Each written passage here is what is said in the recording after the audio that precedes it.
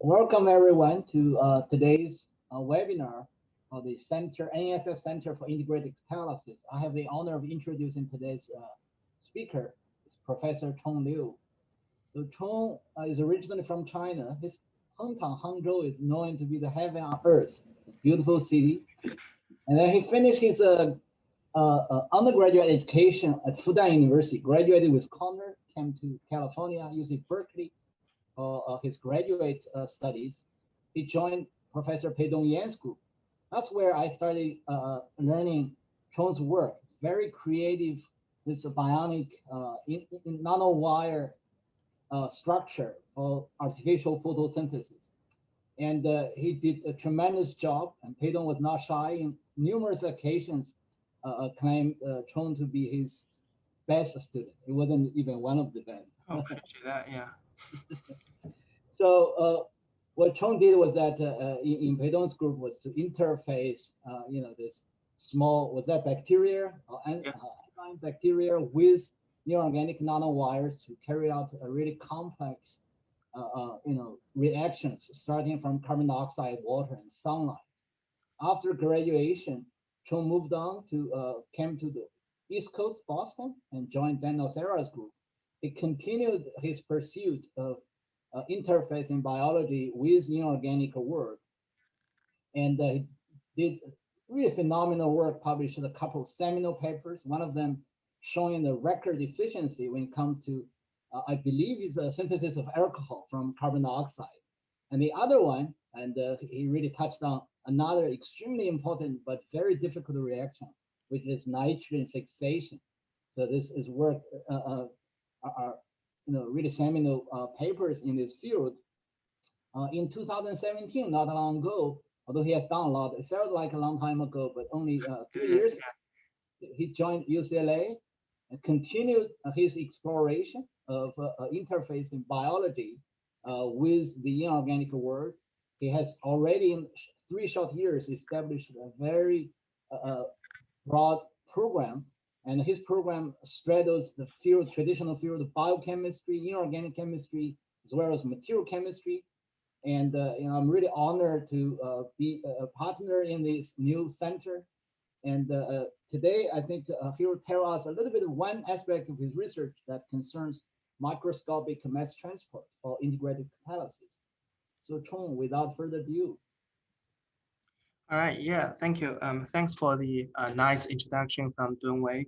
And today I'd like to, as Dunwei mentioned, I'm going to talk a little bit about microscopic mass transport for integrated catalysis. First of all, I'd like to thank the opportunity to be here, to be part of our Center of Integrated Catalysis. And as we mentioned, that what we are thinking is maybe we can using spatial and temporal control for synthetic chemistry and generate new reactivity, making more functional materials. When the keyword here is spatial and temporal control, and in many of our talks before and incoming in the future, we're going to talk quite a bit about temporal control. But one thing I want to mention here is the spatial control. And one question, or maybe people may be wondering, what do you mean by saying that it's a spatial control? So in today's webinar, my goal is hopefully give you a little bit more tutorial-like discussion about one aspect at least about spatial control, and that is a mass transport at microscopic level. And by the end of that, we're going to show a little bit, as we mentioned, what our foray into this direction. But I hope that in the end of this talk, we can learn a bit more, and I really appreciate that there could be at least some opportunity for catalysis if we can create microenvironment and using spatial control to fine-tune chemical reactivity. So to start with that, let's warm up a bit. And I know there's a nice function in Zoom called polls, and I try to see, let's see what the audience are. If Julio, can you start a poll? What best describe me? Please let me know when it's finished. Yeah.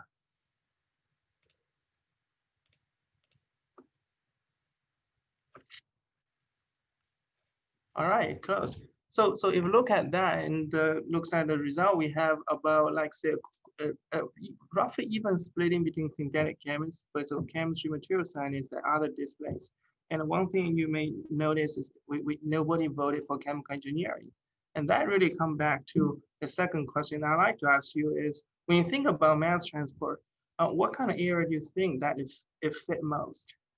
And Julio, please open for the second voting.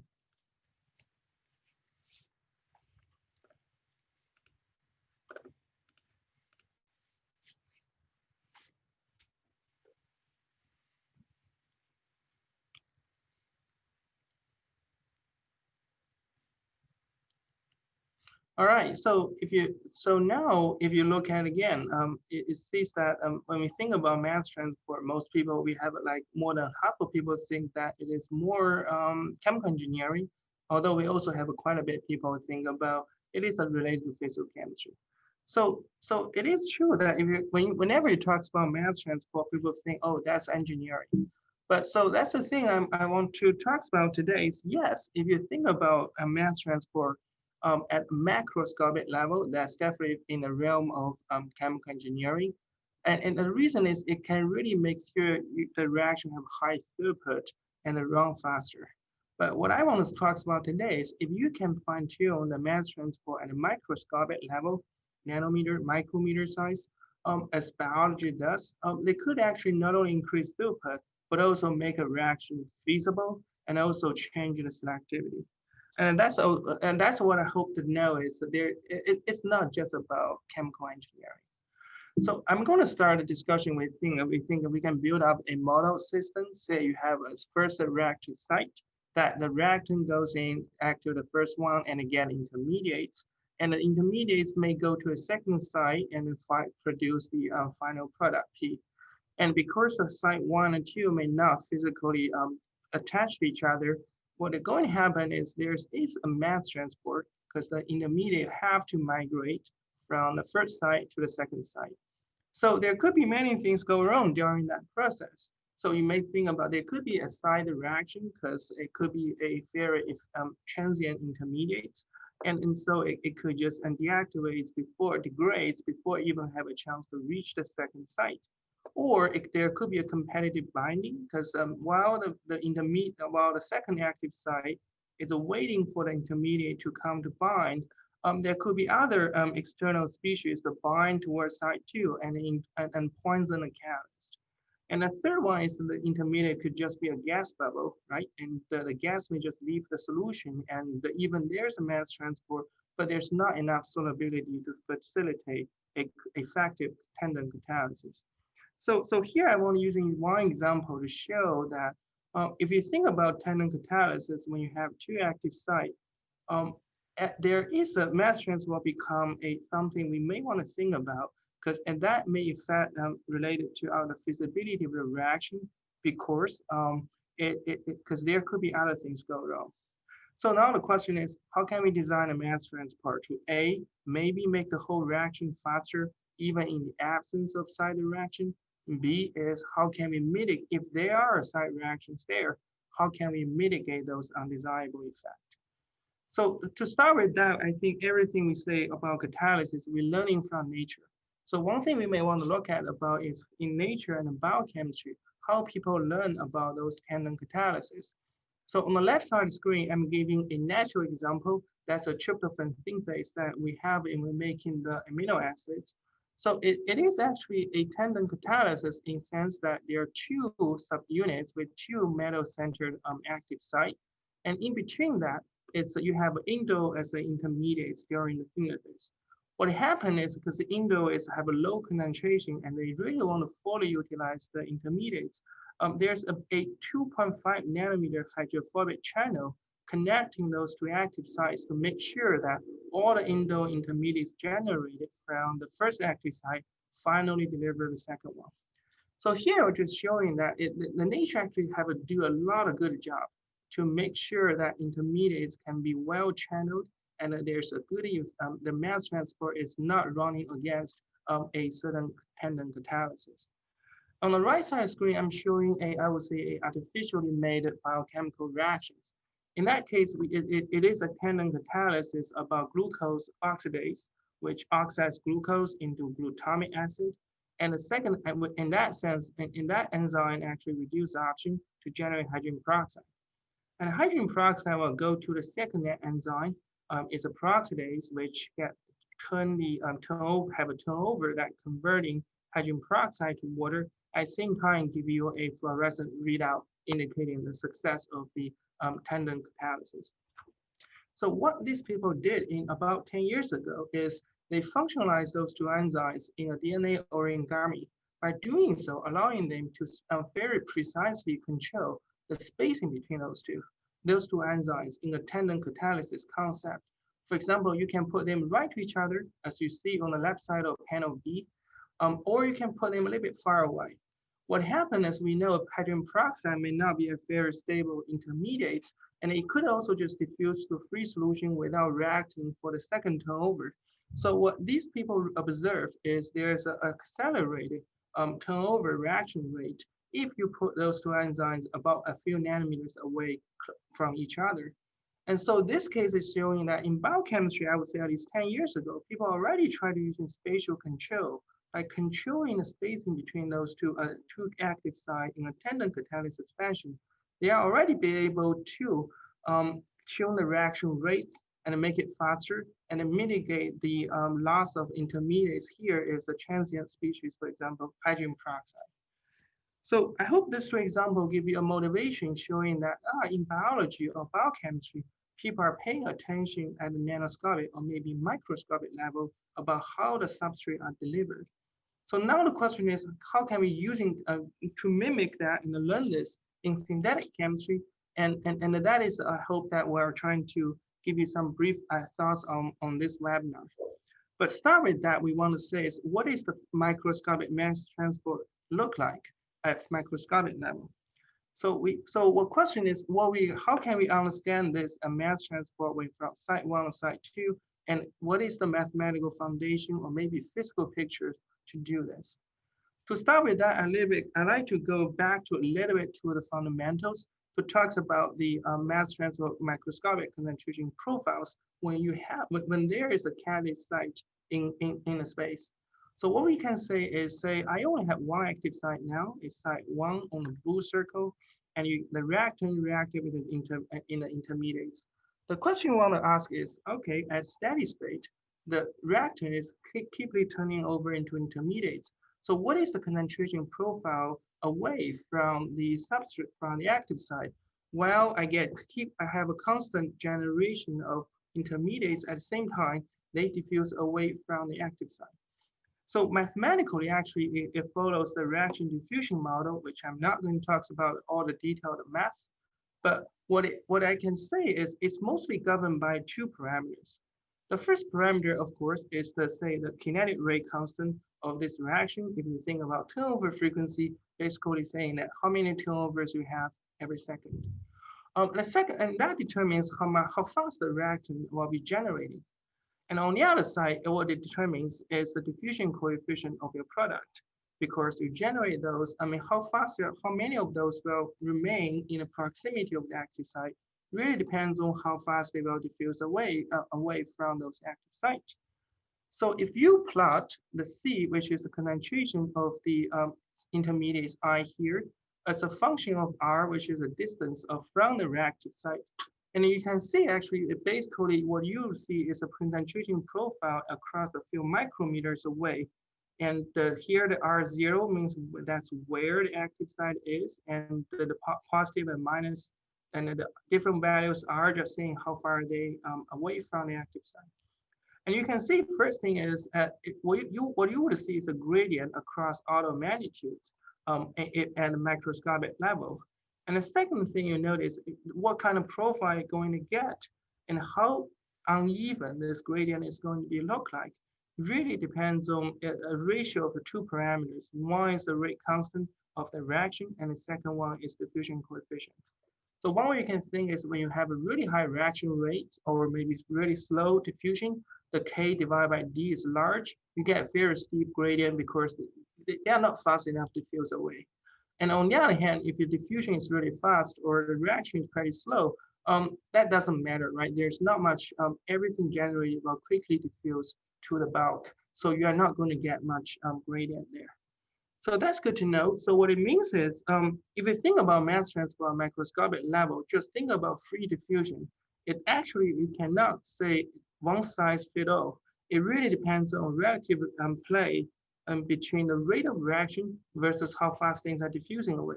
If you are making polymers, they diffuse pretty slow. That actually means that you may have a much bigger issue about concentration in the proximity of the active site.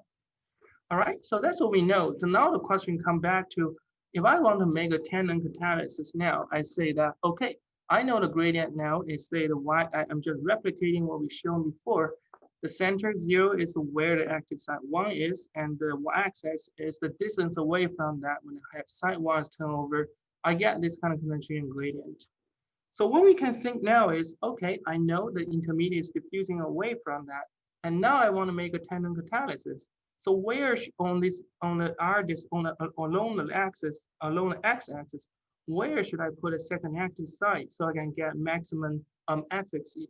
Because you know the reaction rate follows the kinetic rate law, assuming the first order kinetic on the intermediates. The closer you are putting an active site, you should have a higher reaction rate for the overall tandem catalysis. So one thing we may want to say is, okay, if I don't have any side reactions, maybe I want to put an active site as close as I can. So although I don't need to worry too much about mass transport, we're not limiting that, and I can take advantage of the locally high concentration of my intermediate concentration in this case to boost up my overall kinetics. And then that is actually supported not only experimentally, I show in previous paper, but also you can see in the connection through simulations.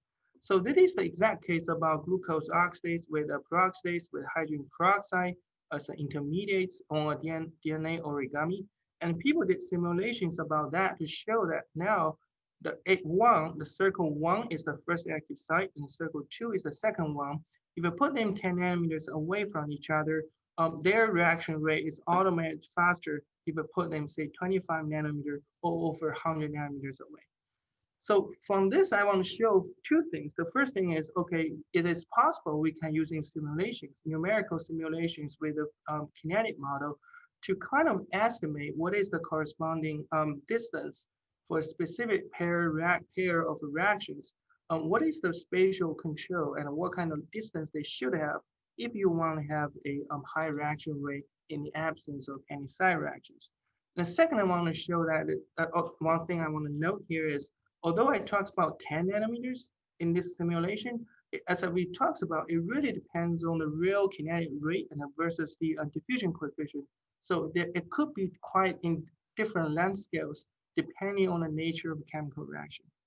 But in general, it means is if you have a tandem catalysis, in the absence of any substrate site reaction, putting active site together close to each other actually have a kinetic boost for the overall reaction, and you obviate the possible constraint in mass transport. So now that's what we talked about in an ideal world. You don't have any side reactions.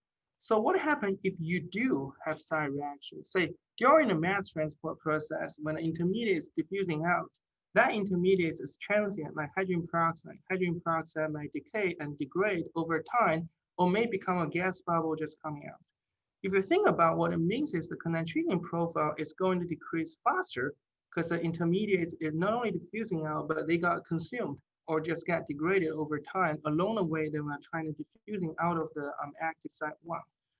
So if that's the case, if you want to, what it means is if you want to mitigate the side reaction, or you want to still have the same benefit of kinetic boost, what you may want to do again is trying to put the active site even closer to a two active site even closer. So now, that just tells you. What this tells you is the spatial control of those reactive sites become much more, I would say, prominent if you have a side reaction going on there, and you really want to mitigate the undesirable effect from those intermediates loss or degradation. But one thing we haven't talked about yet is on the scale, there's no scale bars on this axis. So when we talk about this, How can I know this characteristic length scales of this concentration gradient? And say, or more specifically say, if I have a good understanding about my chemistry, what is the length scale we are talking about here, and how close I should put there? And that really actually, and that's actually, I think personally, I feel it's very important because sometimes when we try to do spatial control, we all talks about it. Not all of the design would work, but if we have a good idea about what is the characteristic length scale, which will be suitable for the corresponding reaction, we may have a better chance to have a more desired, our working hypothesis may have a better chance to succeed. So what is the characteristic length scales we are talking about, and how can we get that based on our understanding about the reaction mechanism? So it really comes back to what we talked about in the beginning. We say there's a concentration gradient, and it related to the ratio of K to D, and that is it's a competition between diffusion and also turnover rate on the surface. So actually that has been done in the 30s, again, and actually well summarized in the paper by this scientific review. I really love that one, and I read it many times, and which was published in Science about almost 50 years ago. And it was written by Paul Weiss, who was a researcher at the Central Research Facility at Mobile Research, now at ExxonMobil. Because if you ask who is the best about tuning the mass transport for chemical reactions, I think people would agree that petrochemical researchers and petrochemical company, they pioneered that for many years ago. So what happened is, if you think about one question what people would like to ask in chemical engineer is, what is the percentage of to what extent my reaction rate, it is the authentic reflection of my intrinsic catalyst activity, other than it is kind of convoluted or mitigated by the limit of mass transport or diffusion. And one way people try to gauge numerically of such an impact of diffusion for intrinsic reaction rate is using a term called effectiveness factor eta, as you see on the y-axis here. And people would say that eta, the percentage of my reaction rate versus my intrinsic turnover rate, it is a function of the psi, and which is equals to R, which is the characteristic length scale we just talked about. It means that the distance that molecule in the travel microscopically times the rate square root of K divided by D. And K is the kinetic rate constant, and D is the diffusion coefficient. And they have solved it for many different types of reaction. First order reaction kinetic or spherical particle or on a planet surface, second order kinetic or third order kinetics. But in general, if the psi equals about 1, the reaction, and if the psi value is smaller than 1, usually the reaction rate is authentic reflection of the intrinsic activity on the active side, and you don't need to worry too much about mass transport. So what it means is, if you take R psi equal 1 and you transform that, what it means is you need to get a characteristic length scales when we're talking about microscopic mass transport in catalysis. The length scale is basically equal to square root of diffusion coefficient divided by K.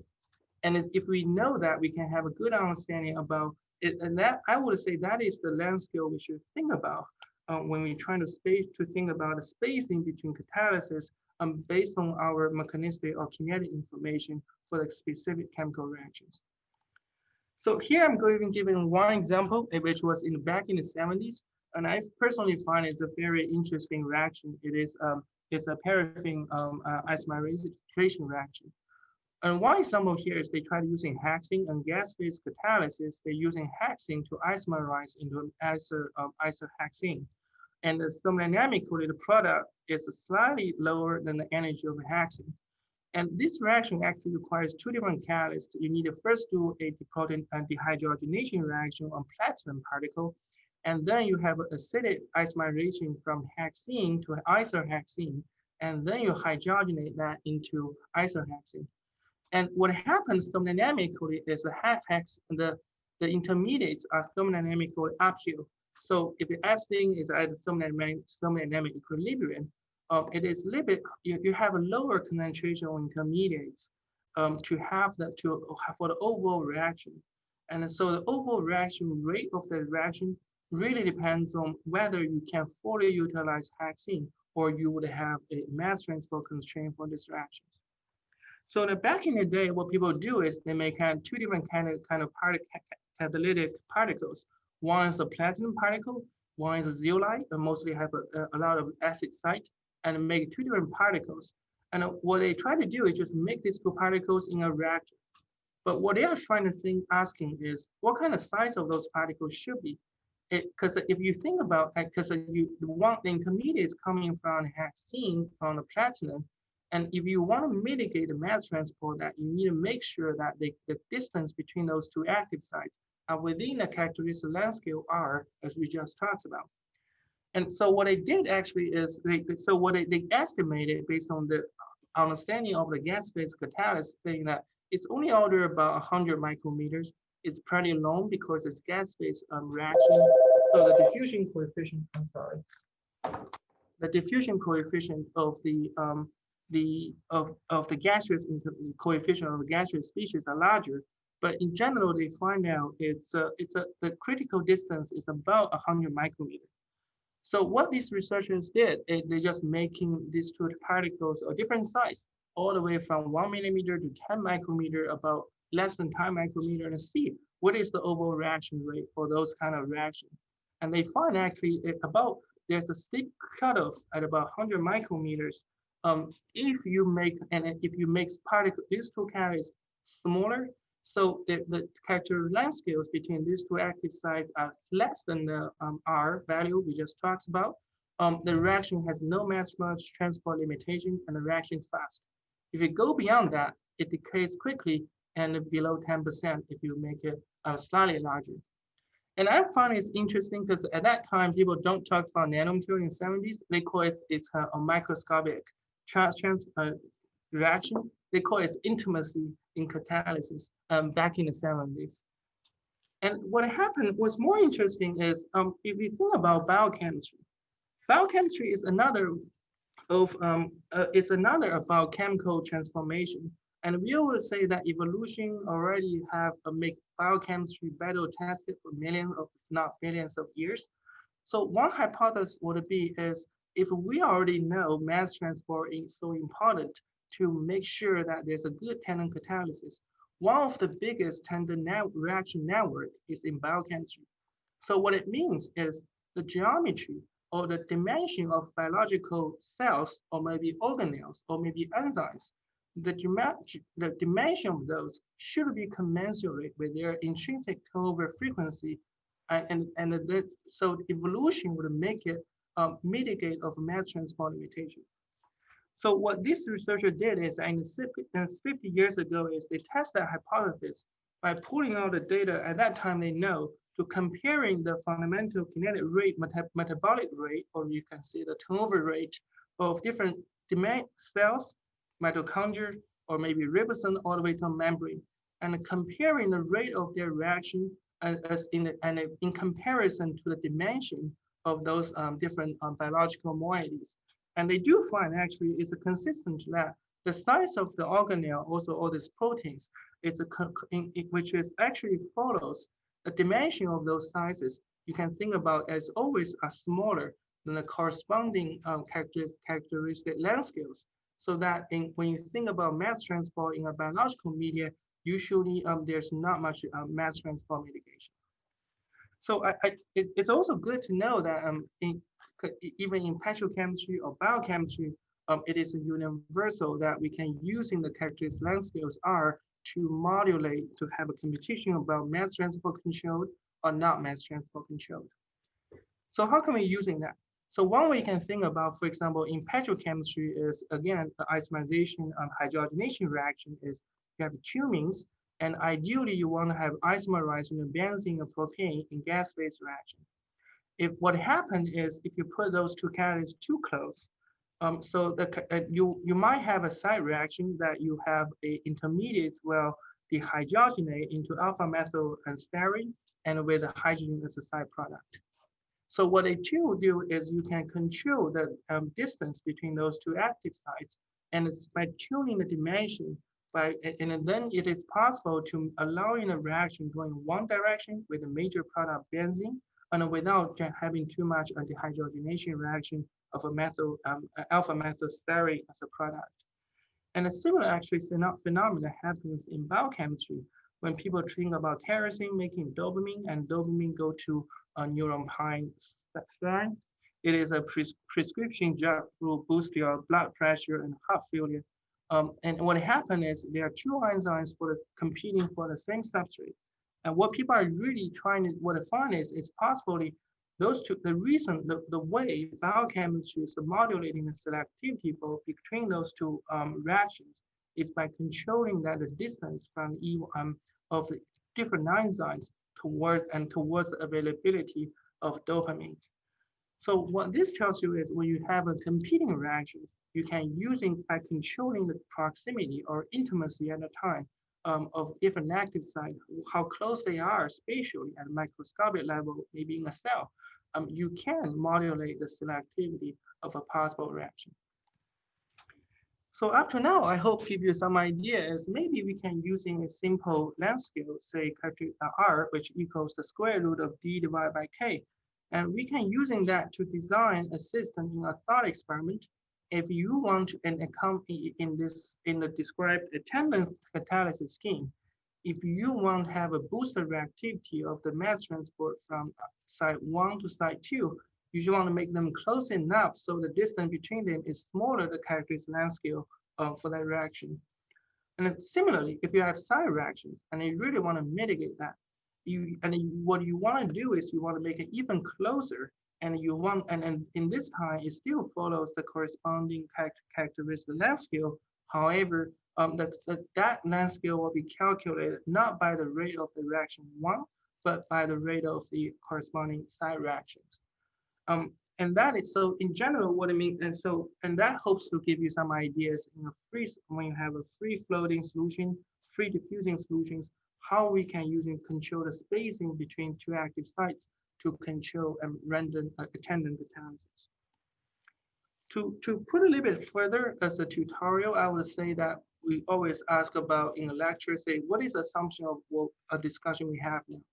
The assumption we have for now is molecules are diffusing freely in a solution. But we know that there could be a lot of surface effect, charge, electrostatic interaction. So maybe it is what happens if there's I can create a channel or maybe an enrichment or maybe a selective mass transport to make those reactions to make the mass transport more accessible between those two active sites. In biology in general, there are two strategies. The first strategy is the 1 and the 2 are two active sites and they are on the same surface or substrate. And the intermediates, one example is the product is negatively charged and they make the surface of these active sites are located on positive charge. Because of electrostatic interaction, the intermediates will get enriched near and on the surface, which will accelerate the possible mass transport from active site 1 to active site 2, and that gives you an enhanced enrichment of mass transport between those two active sites. A second strategy you can think about, as we talked about, you can completely build a tunnel made of protein frameworks, and so the substrate have nowhere to go, and they have to go through this tunnel between two active sites, and that would also give you a very secure, I would say, highway to feeding the intermediates. So that's something actually called substrate channeling. So it is basically it's a strategy that you can using an intermediate, you can controlling the mass transport intermediates by either electrostatic enrichment, as we talked about using surface charge to enrich intermediates, or you can create a barrier, bulky steric barrier to prevent them from leaking. But in general, the way is by increasing the intermediate, by preventing the intermediates in equilibrium from the bulk, it is possible actually you have enhanced the mass transport between two active sites, and therefore maybe allows you to mitigate some of the constraints you are facing when you have everything's a free solution.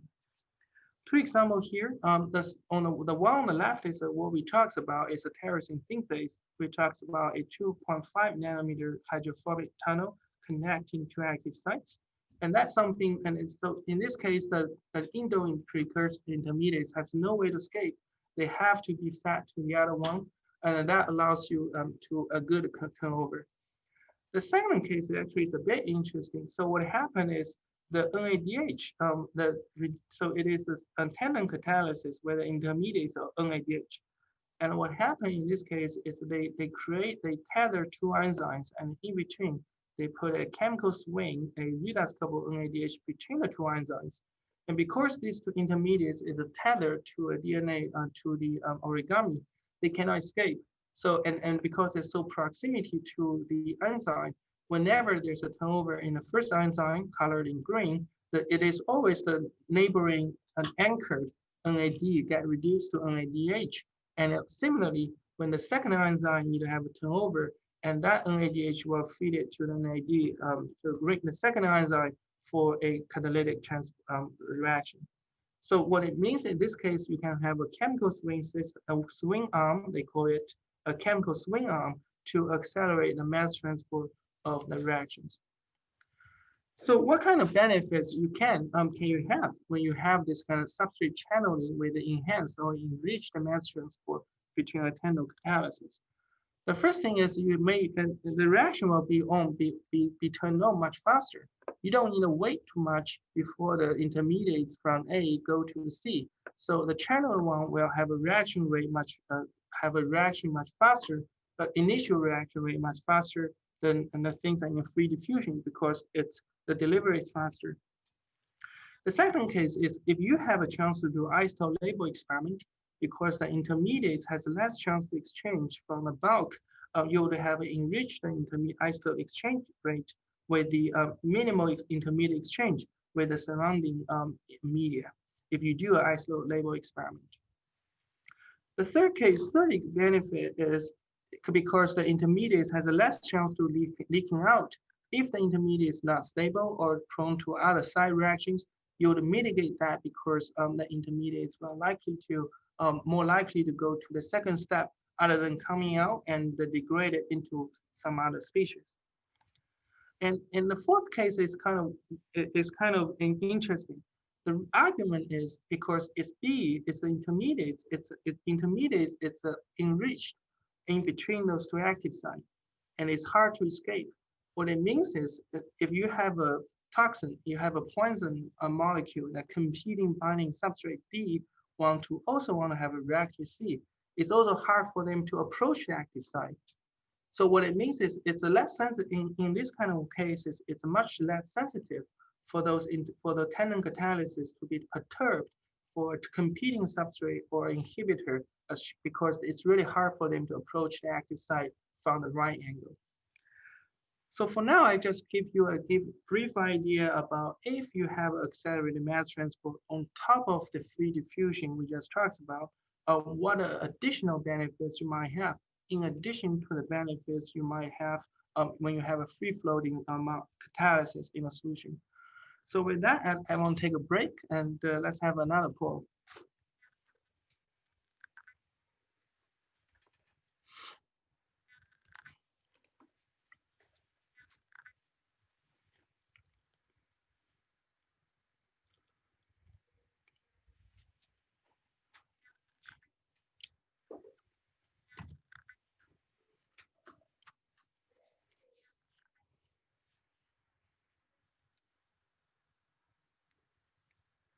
Oh, okay. I'm surprised, but okay. I'm glad that actually most people, predominant majority of people pick the correct answer. I would say that yeah, if you fine tune the mass transport, you can accelerate reaction rate with tandem catalysis, mitigate side reactions using amount of more turnovers. Yeah, but we have a minority students. I say it's also express their alternative opinion, which I feel it's very valuable. Yeah. So for now, I hope I give you a summary or tutorial about what we can do with mass transport. If I can fine tune with that at a microscopic level, and then what kind of spatial control we can have if I have a tandem catalysis. So now let's come back to say what we may be more familiar with about organometallic chemistry. Here is, I just put a classic canonical um, catalytic cycle of organometallic chemistry. You have oxidative addition, isomization, migrated insertion, and a reductive elimination. So what we can do with that? So there could be a few thoughts. I think many people are pursuing that, and everyone has their different perspectives. So in the following, we're going to give you some perspectives from our side, and also what we think maybe that on the opportunities are, what the opportunities are. So in this catalytic cycle, what we usually don't talk about is there's a lot of deactivation pathways. So the question is it possible we can using spatial control to mitigate some of the pathways by creating a microenvironment and enhancing the mass transport at the microscopic level. And that's one thing we can think about it, because in the end of the day, we in previous examples, we talked about competitions, diffusion. By placing the proximity of the enzymes, we may have a chance to promote some of the desirable reactions and mitigate some of the undesirable ones. And if you want to put it extreme, you can say that, okay, in some cases, it is deactivation is a path, it's the major pathway, and in homogeneous solution, you can never have a turnover. And in that case, usually people would say, okay, the reaction is not going to work. I'm not going to build a catalytic cycle out of this because it's a side pathway, undesirable, although they are the major dominant pathways. But maybe we can think about another way, say, is it really the case? If I really can build a microenvironment out of that, it is possible I can mitigate side pathway and making the catalytic cycle still possible to making this dashed line a solid line. And then that is the one thing, but still the question is, how can I create this kind of microenvironment? And how can I design it so that way I have a good spatial control? I think there are different ways you can do it. If you read the literature, there are a lot of people making porous materials, MOF, and surface functionalization. And I think there are a lot of different wonderful viable approaches to get there. And so here today, I just give one example about what we have doing recently, and I give you I would say one flavor or one example about what the opportunities are if you can play with the mass transport for organometallic chemistry. So as Doi said, when I was a grad student, I get quite a bit training about nanomaterials and electrochemistry. So from one perspective, I would say it is a one way. If you combine nanomaterials and electrochemistry, it is a one way you can really control the mass transport with a predictive power. Actually, even before the effectiveness factor paper, even more than 60 years ago, almost, people already know within math, if you have electrochemical, if you have putting an electrochemical potential or a nanoelectrode or a porous electrode, it is predictable about what kind of concentration gradient you're going to have within that nanostructure. So if you have oxygen reduction reaction, for example, the oxygen will be reduced and maybe water or maybe some other reactive oxygen species, but the model will tell you that this oxygen gradient is going to decay exponentially other than linearly. You would expect in the typical case, it will decay exponentially within a short distance. Within the nanohour rate, it will be completely oxygen-free environment, even the external environment is air. So in general, what you create is the micro glovebox. So we thought maybe that's the one way you can control and spatially control the mass transport of different species and have a microenvironment to promote, to do something with the organometallic chemistry, as we just talked about.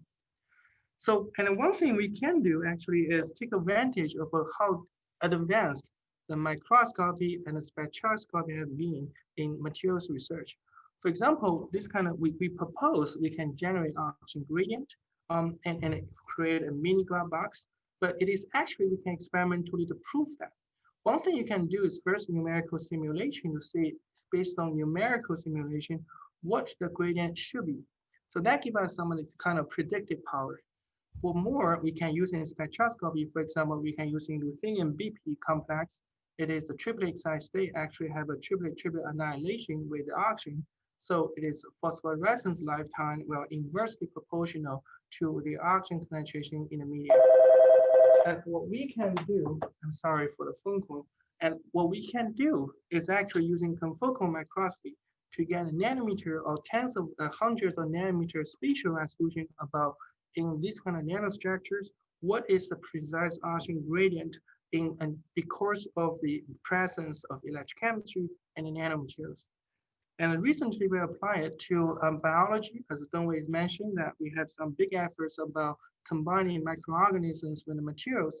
And what we can do is we can mimicking the oxygen gradient in the symbiotic root nodules and to mimic how our original environment is root nodules to create a symbiosis between materials with silicon wires and also symbiotic nitrogen fixation bacteria. And we call it as artificial root nodule. And we can keep further doing that. I'm not going to talk too much because that is more bio-related, but we can keep doing that to saying that we can using materials and the electrochemistry to mimic natural environment and start and control the extracellular space by electrochemistry for a variety of biological phenomena like the soil, the biofilms, and the gut microbiomes. But in the context of what today's discussion, we talk about catalysis. I think it's also possible. So what we demonstrated is we can using microstructures to create a microscopic oxygen gradient. We can fine tune a spatial separation between where you have oxygen, where you don't have oxygen. And at the same time, it is microscopic level. So some of the molecule, if they have a good diffusion coefficient, they can still diffuse in and out of the box. Which is different compared to what you have on the right side of the screen that you wouldn't have to because no molecule can penetrate the stainless steel wall of a glovebox. So we thought about this, if it's possible, we can create some new organometallic chemistry using this kind of microwire arrays and our mini glovebox for some new reactivity. So what we hypothesized, we said that maybe we can find, if we can find a system that people haven't been able to do a catalysis because the intermediates is too reactive and deactivate so fast. But if we can control the microenvironment, maybe actually we are able to change the selectivity and build a catalytic cycle that you wouldn't be able to in homogeneous solution.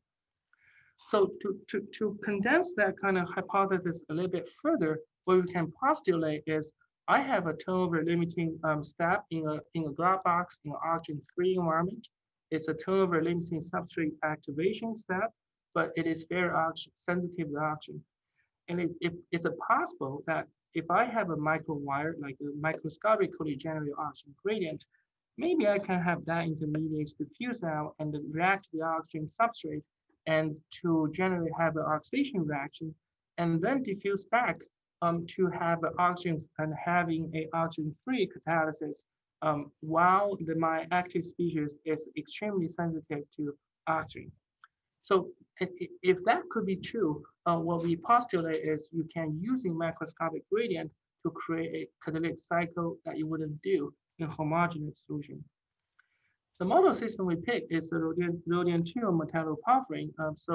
Tetramicetyl rhodium-2 porphyrin metalloporphyrin is actually being able to report it, I would say about 30 years ago, thanks to the nice mechanistic understanding of the system. It undergoes at room temperature, actually can undergo a trimolecular bioradical activation to homolytically cleave methane to rhodium-3 methyl and rhodium-2 rhodium-3 hydrogen. But it could never be catalytic to convert methane to methanol using oxygen as a terminal oxide because rhodium-2 as a radical, it actually gets quenched by oxygen much faster than its activation with methane.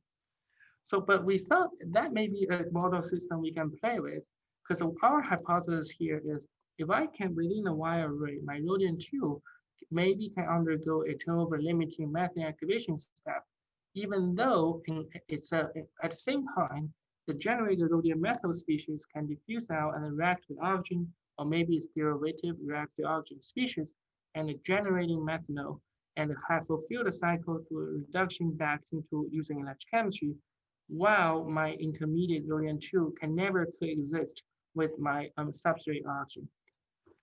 So what we hypothesize, if this could be possible, in the end, what we would do is we have a stoichiometrically using one equivalent oxygen and at the same time 2 electrons to convert methane to methanol which is you would see is actually almost the same stoichiometry as you will see in natural enzyme methane monooxygenase. To start with that, I would say what we did is first we want to make sure, are we really crazy or is there any hope?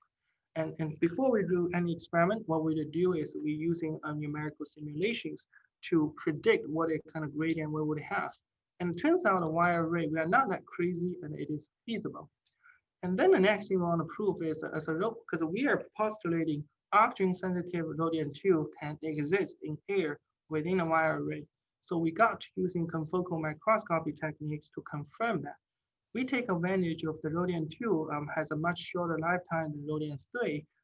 So you can use in spectroscopy techniques to measuring the phosphorescence lifetime and emission intensity to and have a spatially resolved mapping of how many rhodium-2 or 3 ratio within the solution. And we do get evidence saying that with a wire array on chemical potential, we can have rhodium-2 metalloradical in the nanowire array, although the external environment is air. And so with that, my student Ben, he's brave enough to mixing methane, and we got encouraged out of this.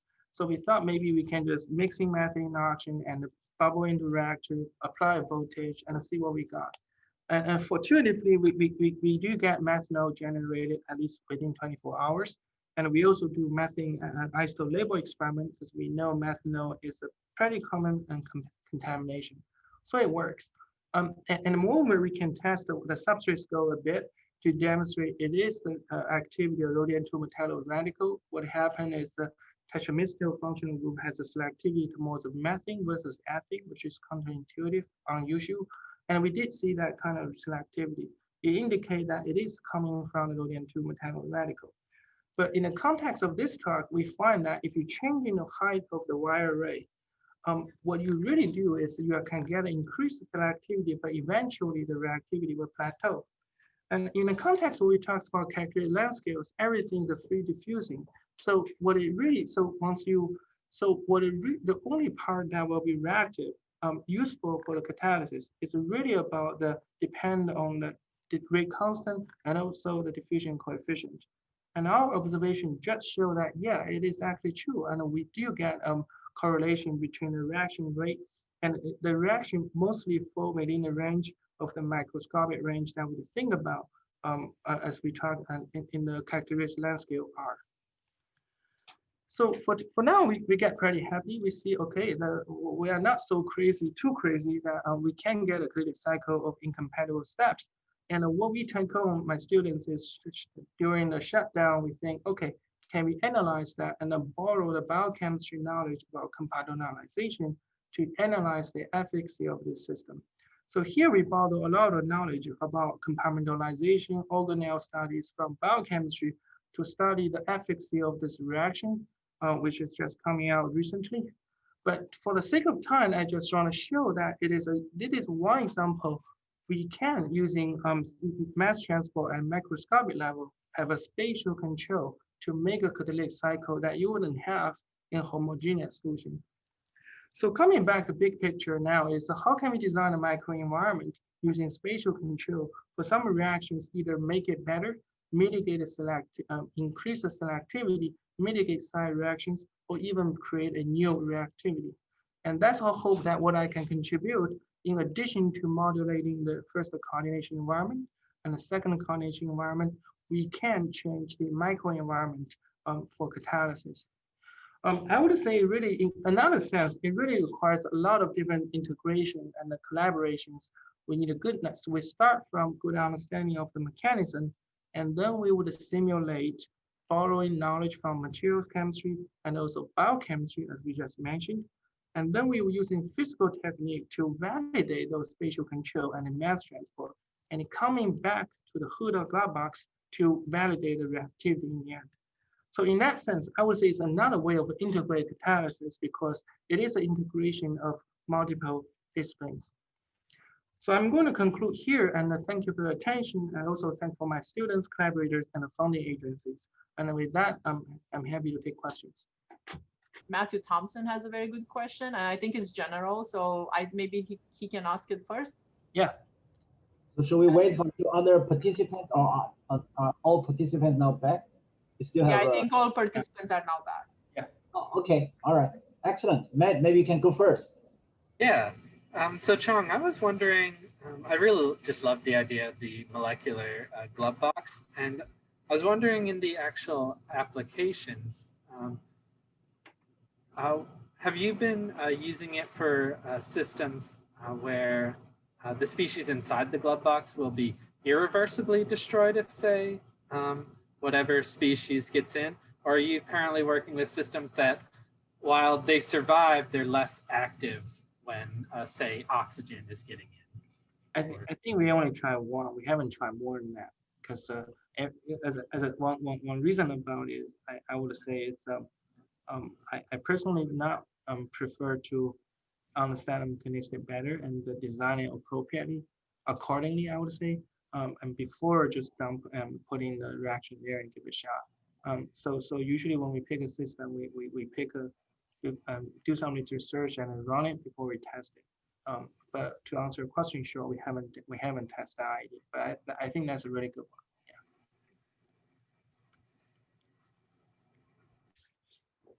Other questions from our student? So Hutan has a good question, so maybe Hutan could. Yeah, this is again, that was a great talk, Chong. I enjoyed that a lot. But the question that I had, I guess, was could we use this mass transport, I guess the idea, to introduce reaction selectivity or even something like a titration? Because you're relying on diffusion, and diffusion has, I guess, molecules with different shape even have different diffusions. Could we use this?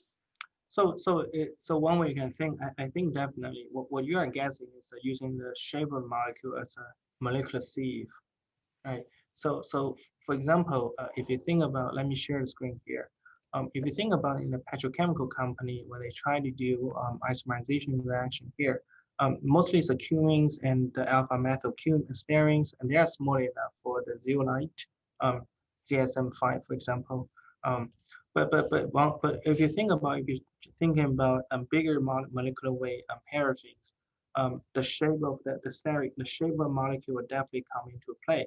As you can see, on average, the bigger molecule will have a relative, on average, slower, if impossible, diffusion coefficient, and the smaller ones will have a much larger diffusion coefficient in that sense. So you can use MAF, zeolite, or mesoporous materials, and using that as another handle to tune the corresponding diffusion coefficient. That's a good one, yeah.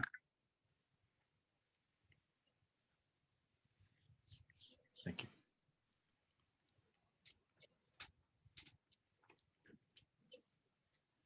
Okay, other questions?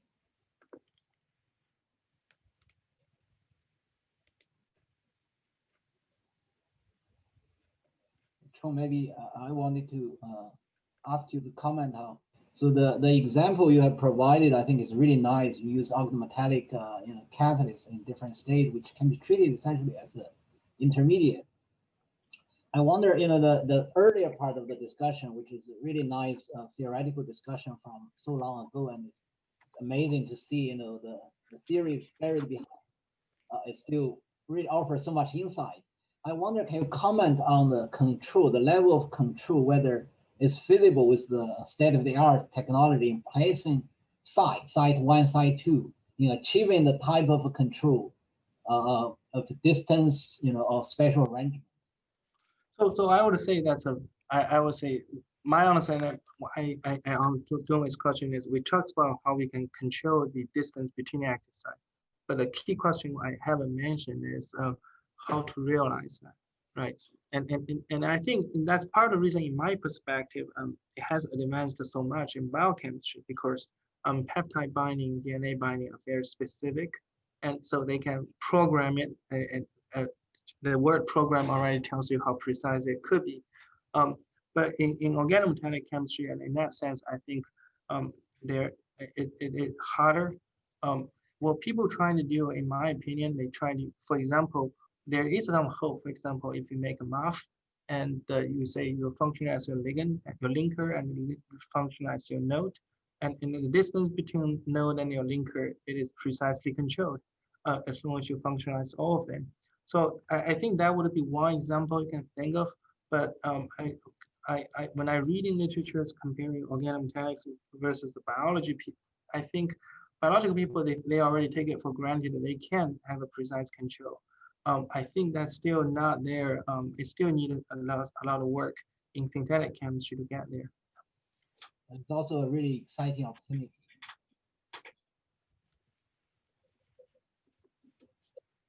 Chong, I have a question. So I want to echo Dunway's thoughts on the theoretical treatment of mass transport. And in your model, you assume that the intermediate irreversibly reacts with the catalyst 1 and then diffuses to catalyst 2. What happens if, is the model also accurate if that intermediate can undergo a reversible reaction with catalyst 1? Go back. Yes, it is true. If you look carefully about the paraffin or isomerization reaction, it's all reversible. Yeah. I don't know if it's fully reversible, but it is fully. Well, so what happened in thermodynamic driving forces. There's a slight thermodynamic driving force pushing further, but the whole process, because they're running high temperature, is fully reversible.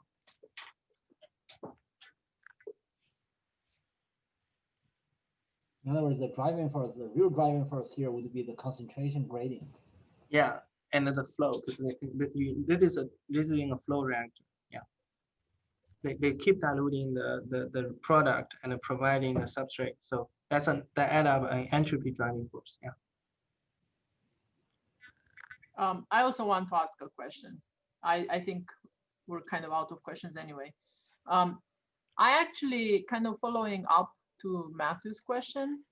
So is it right now, what's the, I guess, how complicated can the simulations, or how complicated can a reaction be that the simulations can help with?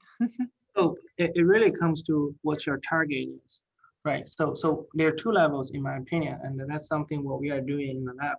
The first level is it's like a toy, right? You get a feel how the interaction with systems. Sometimes you just need a physical picture, right? I change the distance, I change the length, I change the diameter, I make the reaction rate 100 order magnitude faster. What would happen, right? So this is it's a toy that we don't need a complicated system, because you just there's so many factors there. You just want to know what is the interaction there. That's the first order. I would say first level, just give a descriptive physical picture using simulation as a guidance.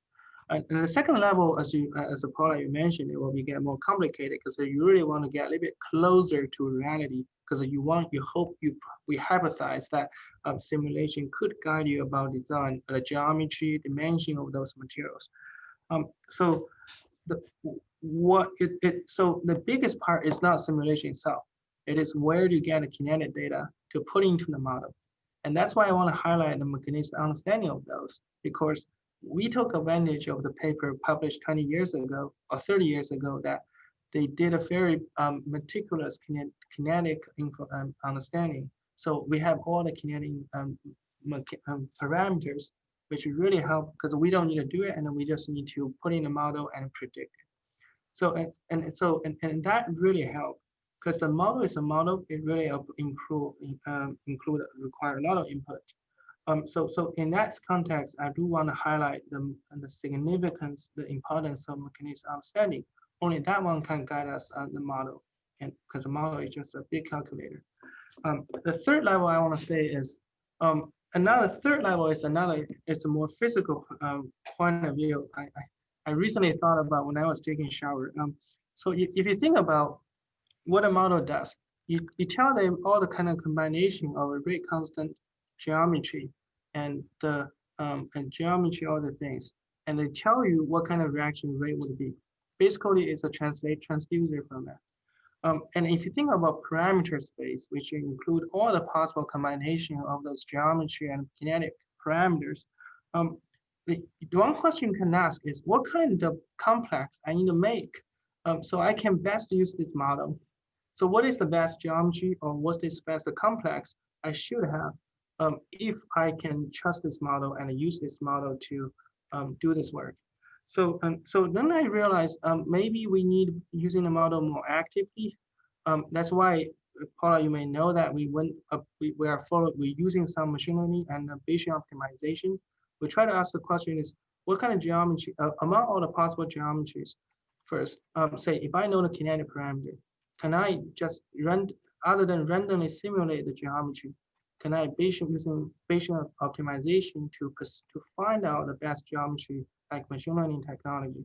Or, for example, if within existing geometry, what kind of kinetic rate constant I need from the complex will give me best performance. Because when people test the performance of complex, it is on a homogeneous solution, and that it is great for homogeneous solution, but that may not be what you need if you really want to play the game of mass transport.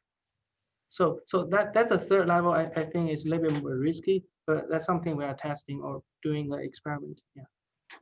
It's fascinating, and I mean, it sounds pretty complicated too. Wow. It's not, yeah. So I mean, I knew that the simulations you can do in general about like even for a kinetics analysis in a homogeneous solution are you need pretty I mean pretty clear data. Sounds like this one is maybe a level even more complicated, at least. I think once you get used to it, you get used to it. Yeah. I mean, it's like anything, right? Like DFT, for example, sounds pretty complicated in the beginning and then becomes a little bit more Become routine, yeah. Yeah, yeah. Okay, maybe somebody else. Has anybody else? Danwei, do you think anybody else has questions? I don't see any other raised hand. Perhaps it's a good time that we should thank Chong again for the great webinar. Yeah, and before we break, I wanted to let everybody know that our next speaker will be my colleague Jeff Byers, January 19th. Thank Yep. you, Chong. Yep. Thank you, everybody, for coming. Yep. Yep. Bye. Happy holidays to everybody. Yeah, happy holidays.